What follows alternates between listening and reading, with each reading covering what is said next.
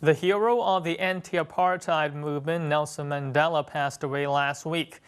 Now, although racism in South Africa is not something that affected the lives of Chinese people in China, nonetheless, Mandela is seen by many as a great man who fought against an unjust society.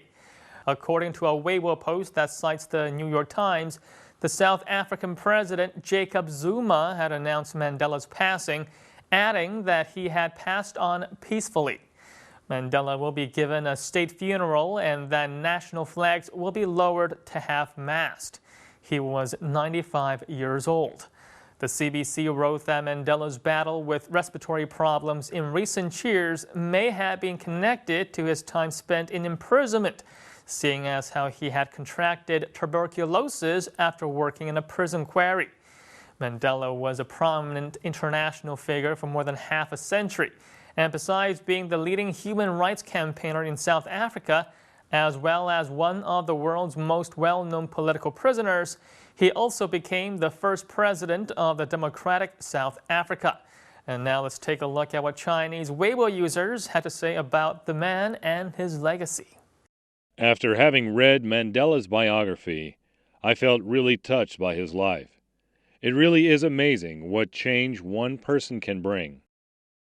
I don't think Mandela had an impact to the lives of Chinese people. However, respect must be given to those who left their footprint on history, especially when it was for furthering humanitarian goals. The deepest impression Mandela left on me is giving up anger after several years of prison life. He showed his optimism and happy attitude towards others. I think he is a good example for all people. Mandela became a hero and a leader not because he fought for equality among the black South Africans, but because he fought for equality, freedom, and tolerance for all people. Another great man has left the world. He was a giant that walked during a time when many giants walked toward freedom and justice. Who will take up his mantle now? China's state media paid its respect to the South African leader. And according to the BBC, China's Central Television ran a lengthy tribute to Mandela and highlighted his admiration for the Chinese Communist Revolution of the 1940s.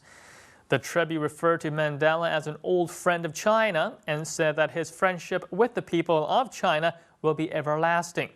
China's state-run China National Radio also highlighted how Mandela was inspired by the Communist Revolution in China, especially during his time in prison. 2 years after his release from prison, Mandela visited Beijing in 1992. According to CNTV.cn, a Chinese internet news source ran by the state, Chinese Vice President Li Yuanchao will attend Mandela's funeral as a special representative of the Chinese president.